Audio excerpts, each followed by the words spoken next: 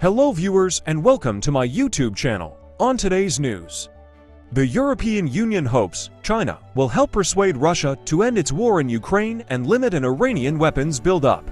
European Commission President Ursula von der Leyen raised the scenario on Monday after talks in Paris with Chinese President Xi Jinping, which also included trade issues.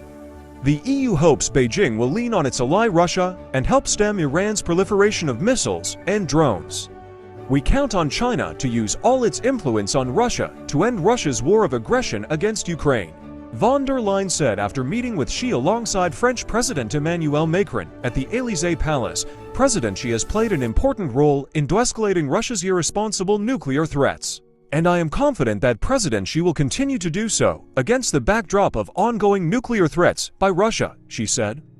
The meeting in Paris took place on the same day the Kremlin announced Russian President Vladimir Putin had ordered nuclear drills. The exercises were in response to statements by Western countries about sending troops into Ukraine, Moscow added. Macron said last week that his country would consider sending ground troops to Ukraine if Kiev requests backup. Von der Leyen added her hopes that China could play an important role in limiting the irresponsible proliferation of Iranian ballistic missiles and drones. Von der Leyen and Macron also pressed China on the topic of trade.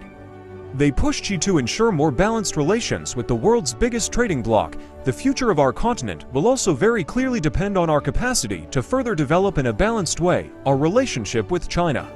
She was in Europe for the first time in 5 years at a time of growing business tensions that include the EU investigating Chinese industries, such as electric vehicle, while Beijing probes French-made brandy. Von der Leyen was more blunt, saying the relationship was hurt by unequal market access and Chinese state subsidies. After the meeting, she told reporters that the EU cannot absorb massive overproduction of Chinese industrial goods, flooding its market. Europe will not waver from making tough decisions needed to protect its market, she said. In brief public comments before the talks, she said he viewed relations with Europe as a priority of China's foreign policy and that both should stay committed to the partnership. As the world enters a new period of turbulence and change, as two important forces in this world, China and Europe should adhere to the positioning of partners, adhere to dialogue and cooperation, she said. Thanks for watching and please subscribe to our YouTube channel.